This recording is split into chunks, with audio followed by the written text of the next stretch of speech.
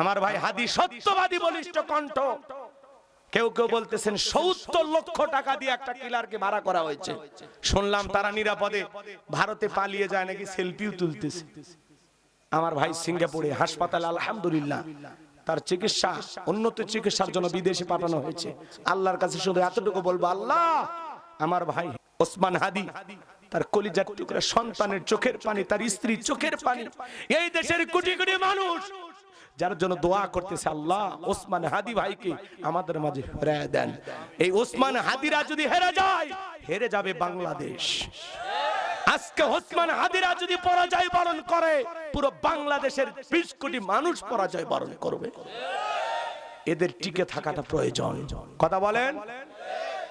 কারণ ওসমান হাদি একজনই হয়। আজকে বাংলাদেশে প্রকাশ্যে একজনকে গুলি করা হয়, আর প্রধান নির্বাচনে যিনি দায়িত্ব পালন করতেছেন উনি বলেন নির্বাচনের আগে এরকম দুই একটা খুন খারাপি হয়। আপনি যে চেয়ারে বসে আছেন, যে দায়িত্বের জায়গায় বসে আছেন, ওই জায়গা থেকে দাঁত কেলে হাসতেছেন আর বলতেছেন দুই একটা খুন খারাপি হয়। আপনার ভিতরে কোনো অনুশোচনাই নাই, দুঃখ প্রকাশ করলেন না। আপনারা সিয়ার পান আর সিয়ারের গরমে কি কোন, আপনি মাথা ঠিক নাই। আপনার মতো মুরব্বী এই কথা বলে, কথা কর লাগে আপনারা। সেই লোক বলতেছে এরকম দুই চারটা খুন হয়। আমার মনে হয় আর ২৪ ঘন্টার মধ্যে পদত্যাগ করা উচিত। এরে দিয়ে নির্বাচন সুষ্ঠু হবে না। কথা কন? হ্যাঁ, বলতেছে নির্বাচনের আগে এরকম দুই একটা খুন খারাপি হয়। সি সি, আস্তাগফিরুল্লাহ। সারা দেশের মানুষ দোয়া করতেছে, কান্না করতেছে। একটু দুঃখ করে বলেন, যেটা অনাকাঙ্ক্ষিত একটি দুর্ঘটনা, এই ঘটনা আমরা ব্যতীত হয়েছি, এটা ঘটা উচিত নয়। হ্যাঁ, কত কথা বলা যায়, বক্তব্যই শেখেনি, ওদেরকে দায়িত্ব দিয়েছে। দাঁত কেলে হাসতেছে আর বলতেছে নির্বাচনের আগে দুই একটা খুন খারাপি জায়েজ আছে নাকি? মুরব্বী হয়ে গেছে তো ভণ্ডামি যায়নি। আপনি যে হারাইছে সন্তান ওইটা বুঝবেন। ওই হাদি যদি আপনার বেটা হইতো, আপনার ছেলে হইতো, এ মুরব্বী, হ্যাঁ, তখন তোমার ডায়লগ এটা হইতো না। তুমি মাইক ধরে কান্না করতে আর বলতে আমার ছেলেকে গুলি করা হয়েছে। অন্যের পোলা তো গায়ে লাগে না, না গরিবের রক্ত তো চোখে পড়ে না। আর আপনি কোন নির্বাচন আগে দুই একটা খুন হয়, এই কথা কয়, এটা মানা যায়? ওর মাথা ঠিক আছে? এই পাগল লোকদের নির্বাচন ঠিক হবে? কোন মার্কার সিল কি বলে চালিয়ে দিবি? ওর তো মাথাই ঠিক নাই, ওর পদত্যাগ করা উচিত। হ্যাঁ, মানুষ সিল মারবি একটা, হিসাব করবি আর একটা, আর মাথা ঠিক নাই। আমি বলছি আপনারা আমাকে জেল দিবেন, এটা বলা কি অন্যায়? আচ্ছা, হাদি ভাইকে গুলি করছে, এতে কি আপনারা খুশি হয়েছেন? আমার রাষ্ট্রের যে কোনো একজন ভাই যদি আহত হয়, ব্যথাটা আমার লাগে না?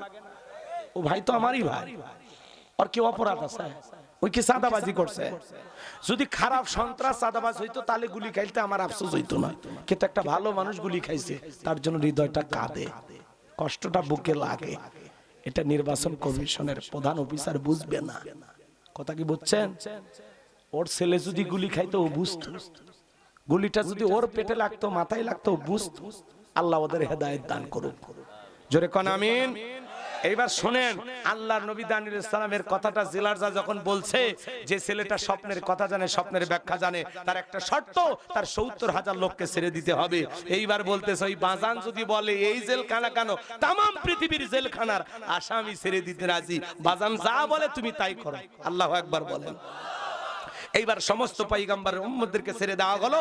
আল্লাহর নবী দানিয়েল আলাইহিস সালাম যখন বাদশার দরবারে প্রবেশ করবেন, দরবারে প্রবেশের নিয়ম ছিল যত মানুষ ঢোকে মাথাটা নত করা লাগে। আচ্ছা, নবী কি কারো কাছে মাথা নত করবে? হ্যাঁ, দরবারে ঢোকার সিস্টেম হলো মাথা এরকম সিজদার মতো নত করে ঢোকালেন। কিন্তু আল্লাহর নবী দানিয়েল আলাইহিস সালাম দেহটাকে আঁটোসাঁটো করে মাথাটাকে উঁচু করে রাখলেন আর দরবারে প্রবেশ করলেন। এমন দৃশ্য দেখার পরে বাদশা বক্তে নাসর ডেকে বলে, বাজার যত মানুষ প্রবেশ করলো মাথা নত করলো, তুমি কেন মাথা নত করলে না? আল্লাহর নবী দানিয়েল আলাইহিস সালাম ডেকে বলে, বাদশা যে আপনার স্বপ্নের কথা আমার মাথার মেমোরিতে সেভ করে দিয়েছি, তার কথা হলো তাকে সারা পৃথিবীর আর কারো কাছে মাথা নত করা যাবে না।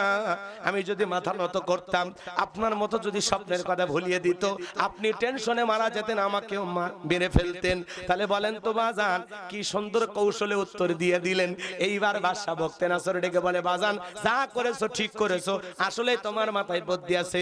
এই কথা বলে নিজে বাদশাহীর চেয়ারটা ছেড়ে দিলেন, আর আল্লাহর নবী দানিয়েল সালামকে চেয়ারে বসায়া দিলেন। তাহলে জেলখানা থেকে বের করে চেয়ারে বসানোর মালিককে। এইবার বাদশাহীর চেয়ারে বসেছেন। বাদশা বক্তে নাসর এইবার কাছে বসে বলে, বাজান তাড়াতাড়ি করে বল, আমি স্বপ্নে সেদিন কি দেখেছিলাম, আর এই স্বপ্নের ব্যাখ্যাটা কি হবে, আপনারা কি শুনবেন?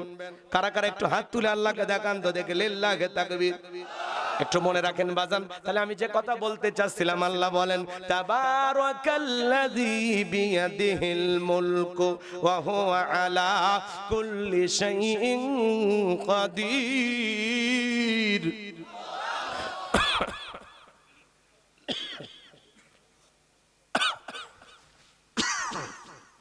মহামান্বিত সেই সত্তা, যার হাতে সর্বময় কর্তৃত্ব, রাজত্ব পাওয়ার ক্ষমতা, বিষয়ের উপরে ক্ষমতাবান।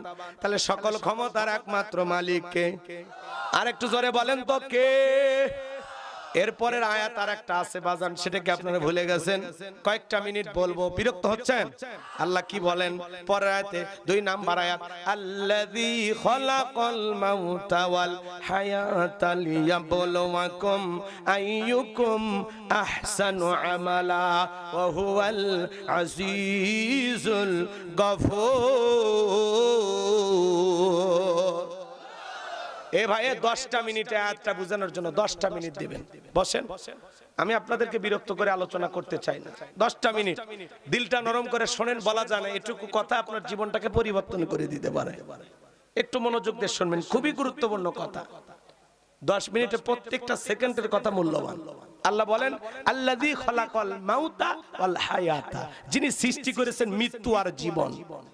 লিয়াবলুয়াকুম আইয়ুকুম আহসানু আমালা, আমি আল্লাহ পরীক্ষা করে দেখব আমলের দিক দিয়ে কার আমল কত বেশি উত্তম, কার আমল কত বেশি ভালো। যার আমল ভালো তার আখিরাত ভালো, যার আমল খারাপ তার আখিরাত বরবাদ। আল্লাহ পরীক্ষা করে দেখবেন আমলের দিক দিয়ে কার আমল কত বেশিটা সুন্দর। এই পৃথিবীর জমিনে আপনার জীবনে 70-80 বছরের জিন্দেগি পুরোটাই পরীক্ষার ভিতরে। এই পরীক্ষার ফলাফল পাবেন আখিরাতে। এখনো পরীক্ষা চলছে, আজকের দিনে আপনার পরীক্ষা, কালকে জীবিত থাকলে কালকে পরীক্ষা। আল্লাহ তাআলা বলতেছেন, আমি পরীক্ষা করে দেখব আমলের দিক দিয়ে কার আমল কত বেশি উত্তম, কার আমল কত বেশি সুন্দর। ভালো করে বুঝবেন বাজান। আয়াতের শুরুতে আল্লাহ কি বলেন, আল্লাযী খলাকাল মাউতা ওয়াল হায়াতা, যিনি সৃষ্টি করেছেন মৃত্যু আর জীবন। এই পৃথিবীর জমিনে যতই ক্ষমতাদার হোক না কেন বাজান, মৃতকে জীবিত করার ক্ষমতা কারো আছে, কিন্তু এই ক্ষমতা আমার আল্লাহর আছে না নাই? সে আল্লাহ বলতেছেন, আল্লাযী খলাকাল মাউতা ওয়াল হায়াতা, যিনি সৃষ্টি করেছেন মৃত্যু আর জীবন। সর্বপ্রথম আল্লাহ মৃত্যুর কথা কেন বললেন? এই পৃথিবীতে আসার একটা সিরিয়াল আছে, যাওয়ার কিন্তু কোনো সিরিয়াল নাই বাবা। দাদা আছে, দাদার পরে বাবা আসছে, বাবার পরে আমি আসলাম, আমার পরে আমার সন্তানেরা আসলো। কিন্তু যাওয়ার বেলায় দাদার আগে নাতি চলে যায়, বাবার আগে সন্তান চলে যায়, বাবার কাঁধে সন্তানের লাশ। এটা হলো পৃথিবীর সবচাইতে ভারী বোঝা। যে বাবা সন্তান হারায় সে বাবাটাই জানে যন্ত্রণা কত। এ বাজান, কার কখন মৃত্যু হবে আমরা কেউ জানি না। এই পৃথিবীর জমিন একটা সন্তান ভূমিষ্ঠ হবে 9-10 মাস আগে খবর পাওয়া যায়, কিন্তু একটা মানুষ বিদায় নেবে 9 সেকেন্ড আগেও জানা যায় না কার কখন কোথায় মৃত্যু হবে। কথা বলেন ঠিক কিনা? এজন্য আল্লাহ বলেন, কুল্লু নাফসিন যায়িকাতুল মাউত, প্রত্যেক প্রাণীকে মৃত্যুর স্বাদ গ্রহণ করা লাগবে। এই মৃত্যুর স্বাদ হলো 2 প্রকারের। মিষ্টি খাইলে যেমন মিঠা লাগে, নিম পাতা খেলে যেমন তিতা লাগে। যারা ঈমানদার তাদের মৃত্যুটা হলো মিঠা। মায়ের কোলে দুধ পান করতে করতে একটা শিশু যেমন ঘুমের মধ্যে চলে যায়, যারা খাঁটি ঈমানদার আল্লাহর প্রিয় গোলাম তারা তেমনি ভাবে মৃত্যুবরণ করবে, টেরও পাবে না। বলুন সুবহানাল্লাহ। কিন্তু যারা নাফরমান আল্লাহর অবাধ্য গোলাম, যারা বলে খাও দাও ফুর্তি করো, দুনিয়াটা মস্ত বড়, দুনিয়ার রং তামাশায় পাপের সাগরে যারা হাবুডুবু খায়, দেখেন না কত মানুষ মৃত্যুর সময় গালি দিতে দিতে মারা যায়, কত মানুষ পেশাব পায়খানা করে যায়, কত মানুষ মৃত্যুর 6 মাস আগে জবানটা বন্ধ হয়ে যায়। সন্তানেরা শরবত বানাইয়া চামচটা মুখের মধ্যে তুলে দেয়, খাওয়ার শক্তি থাকে না, গালসি বেবে পড়ে যায়। এক সময় কত দাম্ভিকতা, কত জোর, কত ক্ষমতা, যার দাম্ভিকতায় এলাকার মানুষ থর থর করে কাঁপতো। আজকে সে কবরে চলে গেছে, তার কবরে গরু ছাগল পেশাব করে দেয়, কবর থেকে তাড়ানোর কোনো শক্তি নাই। এ বাজান, কার কখন মৃত্যু হবে আমরা কেউ জানি না। তরুণ যুবক, তুমি কি মনে করো হুজুর আমি মরবো না? এরকম ভাবতেছো রে যুবক? তোমার মতো কত যুবক সেলফি তুললো সকালবেলা, বাবার মোটরসাইকেল নিয়ে ঘুরতেছি, সন্ধ্যাবেলায় ট্রাকের তলে পইরা মারা গেল। তোমার মতো কত যুবক এসএসসি পরীক্ষা দিয়েছে, ফলাফল আগামী কাল প্রকাশ হবে, আজকে রাত্রিতে মারা গেছে। তোমার মতো কত যুবক কক্সবাজারে আনন্দ করতে গিয়ে সমুদ্রের পানিতে হারিয়ে গেল, লাশটাও খুঁজে পাওয়া গেল না। এজন্য যুবক, কার কখন মৃত্যু হবে আমরা কেউ জানি না। 10 তলা বিল্ডিং এ ঘুমাইতেছো, মনে করো মালাকুল মউত লিফটের সুইচটা বুঝি জানে না? না রে যুবক, না। যেদিন মৃত্যুর সময়টা চলে আসবে, আমার আল্লাহ বলেন আইনামা তাকুনু ইদরিকুমুল মাউতু ওয়ালাউ কুনতুম ফি বুরুজিম মুশাইয়াদা। সূরা নিসার 78 নাম্বার আয়াত। আল্লাহ বলেন যেখানেই থাকো, যে অবস্থায় থাকো, মৃত্যু তোমাদেরকে ধরবেই, মৃত্যু থেকে পালানোর কোনো রাস্তা খোলা নাই। এ তরুণ যুবকেরা, মৃত্যুর স্বাদ সবাইকে গ্রহণ করা লাগবে, ভোগ করা লাগবে। এই পৃথিবীতে যত ধর্মের লোক আছে, সবাই এই কথাটা সত্য বলে মনে করে যে জন্ম হয়েছে, মৃত্যু একদিন হবে। এটা সকল ধর্মের মানুষ বিশ্বাস করে। মৃত্যু হলো চিরন্তন সত্য কথা।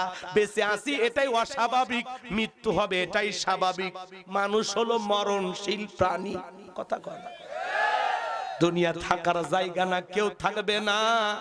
এ বাজান, কেউ থাকবে না এই দুনিয়ায়। আল্লাহ কাউরে দুনিয়াতে থাকতে দিবে না। মৃত্যুর যন্ত্রণা কত কঠিন তুমি কি জানো রে যুবক? আল্লাহর নবী ইদ্রিস আলাইহিস সালামকে জিজ্ঞাসা করা হলো, ও আল্লাহর নবী ইদ্রিস, মৃত্যুর যন্ত্রণা আপনার কাছে কেমন মনে হয়? ইদ্রিস আলাইহিস সালাম ডেকে বলেন, জানতো ছাগলের গা থেকে চামড়া খসাইলে ছাগলের যেমন কষ্ট হয়, মৃত্যুর যন্ত্রণা তেমনি কষ্টকর মনে হয়েছে। একটা নবীর কাছে যদি মৃত্যুর যন্ত্রণা এমন মনে হয়, এ তরুণ যুবকেরা, তোমার আমার মৃত্যু কতটা ভয়ঙ্কর হবে একবারও কি চিন্তা করে দেখছো রে যুবক? তুমি কি মনে করো রে যুবক ভাই? আজকে তোমাকে বারবার বলা হয়, হে যুবক সতর্ক হও, সাবধান হও, গুনাহ করো না, পাপ ছেড়ে দাও, গুনাহ করো না, অন্যায় করো না, কোনো ফিরে আসো আল্লাহর দিকে। এ যুবক, মৃত্যুটা কিন্তু যখন তখন চলে আসতে পারে, এই জন্য প্রস্তুতি নেওয়া লাগবে যুবক। তুমি যদি 7 দিনের জন্য কক্সবাজারে যাও অথবা ভ্রমণে যাও, তোমার একটা ব্যাগ থাকে, ওই ব্যাগের ভিতরে কি থাকে? প্রয়োজনীয় কাপড় থাকে, মোবাইল চার্জার থাকে, প্রেমিকার ডায়েরি থাকে, জরুরি কাগজপত্র থাকে। সফর মাত্র 7 দিন। 7 দিনের সফরের জন্য আপনার আমার একটা ব্যাগের প্রয়োজন হয়। আমার ভাইয়ারা, আপনি আমি পরকাল নামের সফরে যাব, যেই সফরের শুরু আছে শেষ নাই। আল্লাহ বলেন, বাল তুসিরুনাল হায়াতাদ দুনিয়া ওয়াল আখিরাতু খায়রু ওয়া বাকা। তোমরা দুনিয়ার জীবনকে প্রাধান্য দিচ্ছ, অথচ আখিরাতের জিন্দেগি হলো চিরস্থায়ী, যেই জীবনের শুরু আছে শেষ নাই। হে তরুণ যুবকেরা, এ কলিজার টুকরা যুবকেরা, তুমি যদি সফরে যাও, তার জন্য যদি একটা ব্যাগ লাগে, পরকাল নামের সফরে যাব, তার জন্য একটা আমলের ব্যাগ রেডি করার দরকার আছে না নাই? যুবক দেখো তো, ওই আমলের ব্যাগের মধ্যে নামাজ আছে কিনা, রোজা আছে কিনা, হজ আছে কিনা, যাকাত আছে কিনা, দান খয়রাত আছে কিনা, পিতামাতার খেদমত করেছে কিনা, বিবির হক আদায় করেছে কিনা, সন্তানদের দায়িত্ব পালন করেছো কিনা, প্রতিবেশীর সাথে ভালো আচরণ করেছো কিনা, আত্মীয় স্বজনের হক আদায় করেছো কিনা। এ যুবক দেখো তো, তোমার আমল নামার ব্যাগের ভিতরে আমল কতটুকু করছো। আল্লাহর কাছে হিসাব দেওয়ার আগে একটা বার 2টা মিনিট বালিশে মাথা রেখে চিন্তা করো যুবক, যে আমল করছো, এই আমল দিয়ে কি পরকালে তুমি নাজাত পাইতে পারবা? একটাবার চিন্তা করো যুবক, আজ হোক কাল হোক আপনাকে আমাকে মৃত্যুবরণ করা লাগবে। এটাই জীবনের শেষ মাহফিল হতে পারে। ফেরার পথে আগামীকাল ফজরের পরে মসজিদের মাইকে আপনার নামটা এলান জারি হতে পারে, এই গ্রামের অমুক ব্যক্তি বেঁচে নাই, ইন্না লিল্লাহি ওয়া ইন্না ইলাইহি রাজিউন। আজকে গোলাম রব্বানী রাজশাহী থেকে মাহফিল ঠিক করে ফেরার পথে দুর্ঘটনায় মারা যেতে পারে। কার কখন মৃত্যু হবে আমরা কেউ জানি না রে যুবক। এই যে চোখের পলক ফেললাম, আর একটা পলক ফেলতে পারবো কিনা জানি না। কারটা এদিকে ঘুরাইলাম, এই দিকে আর একবার ঘুরাইতে পারবো কিনা আমার কোনো গ্যারান্টি নাই রে যুবক। কত যুবক তোমার মতো পড়লো আর মারা গেল, একটা মিনিটের সময় পাইলো না। আমার মতো কত হুজুর ওয়াজ করা অবস্থায় মারা গেল, আমি একদিন মারা যাব। এজন্য যুবক, মৃত্যু আসার আগেই আমাদের একটু আখিরাতের মাল সামানা ঠিক মতো আছে কিনা একটু রেডি করার দরকার আছে নাই। এই যে কথা আল্লাহ বলেন, আল্লাযী খালাকাল মাউতা ওয়াল হায়াতা, যিনি সৃষ্টি করেছেন মৃত্যু আর জীবন, সর্বপ্রথম আল্লাহ মৃত্যুর কথা দিয়ে শুরু করলো। আল্লাহ বুঝাইতে চাই, গোলাম মৃত্যুর কথা ভুলে যাস না। দুনিয়ার সামান্য হায়াতের জিন্দেগি পায়ে লাফালাফি করিস না, পাপ করিস না, গুনাহ করিস না। হে যুবক, আল্লাহ কি বলেন, লিয়াবলুয়াকুম আইয়ুকুম আহসানু আমালা। আমি আল্লাহ পরীক্ষা করে দেখব আমলের দিক দিয়ে তোমাদের মধ্যে সবচাইতে উত্তম আমল কার, সবচাইতে ভালো আমল কার। রাসূল আকরাম সাল্লাল্লাহু আলাইহি সাল্লাম তার পবিত্র জবান দিয়ে বলেছেন, ক্বালা রাসূলুল্লাহি সাল্লাল্লাহু আলাইহি ওয়াসাল্লাম, ইন্নামাল কুবরু রাউযাতুম মিন রিয়াদিল জান্নাহ আও হুফরাতুম মিন হুফারিন নার, রাওয়াহু তিরমিজি। নবীজি ডেকে বলেন, যে ব্যক্তির আমল ভালো, মৃত্যুর সঙ্গে সঙ্গে আল্লাহ তাআলা তার কবরটাকে জান্নাতের বাগান বানিয়ে দিবেন, বলুন সুবহানাল্লাহ। আর যে ব্যক্তির আমল খারাপ, আও হুফরাতুম মিন হুফারিন নার, তার কবরটা হয়ে যাবে জাহান্নামের আগুনের গর্ত। একবার যদি কারো কবর জাহান্নামের আগুনের গর্ত হয়ে যায়, এ তরুণ যুবকেরা, নবীজি আমার এক জায়গায় বসা, জিবরাইল আসে বলেন, নবী গো, এই মুহূর্তে একটা আওয়াজ হইলো, আপনি কি শুনতে পাইছেন? আমার নবী বলে, হ্যাঁ আমি শুনতে পেয়েছি। জিবরাইল বলে, নবী গো, আজ থেকে 70 বছর আগে আল্লাহ জাহান্নামের গর্তের মুখে একটা পাথর ছেড়ে দিয়েছে, এই মাত্র জাহান্নামের তলদেশে গিয়ে পাথরটা পৌঁছাইলো। চিন্তা করেন বাজান, এ রাজশাহীর গুদাগারী যুবকেরা, চিন্তা করো, একটা পাথর ছেড়ে দিলে জাহান্নামের গর্তের মুখে 70 বছর যদি সময় লাগে নিচে পড়তে, আল্লাহ না করুক, আল্লাহ না করুক, আপনার আমার গুনাহের কারণে, অপরাধের কারণে আসমান জমিনের মালিক আল্লাহ যদি বেজার হইয়া জাহান্নামের গর্তের আগুনে ফেলে দেয়, আপনার আমার কিন্তু বাঁচার কোনো উপায় নাই। ইন্নাহা সাআত মুস্তাকাররা ওয়া মুকামা, নিশ্চয়ই আবাসস্থল হিসাবে, বসতির জায়গা হিসাবে ওই জাহান্নাম কত না নিকৃষ্টতম একটা স্থান। জাহান্নাম সুখের জায়গা না, এটা হলো যন্ত্রণার কারখানা। একবার যদি কারো দিকে জাহান্নামের আগুন লেগে যায়, কলিজাটা পুরো ছাই হয়ে যাবে বাজার। ওই কবর বড় কঠিন জায়গা রে যুবক, কত মানুষকে কবরে শায়িত করলাম, তোমাকে আমাকেও যাওয়া লাগবে। এই দুনিয়া থাকার জায়গা না রে যুবক, ওই কবর বড় কঠিন জায়গা। আল্লাহ বলেন, ফামাই আমাল মিসকালা যাররাতিন খায়রান ইয়ারা ওয়া মাই আমাল মিসকালা যাররাতিন শাররান ইয়ারা।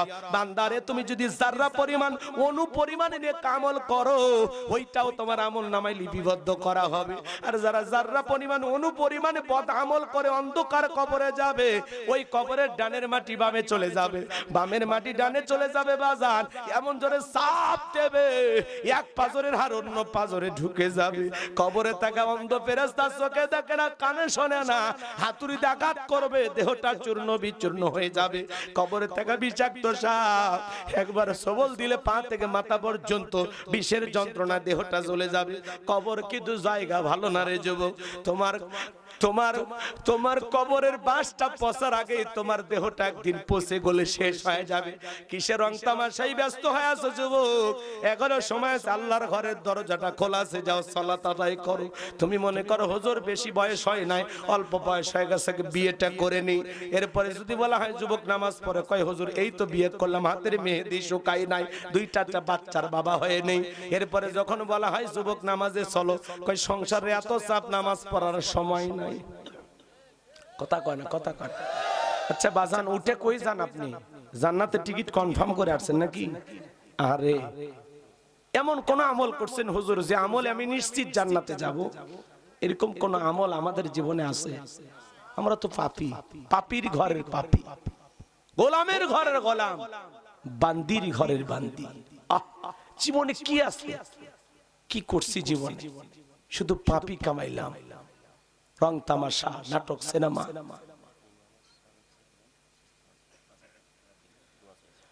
আল্লাহ, কথা কি বলবো কিছুক্ষণ?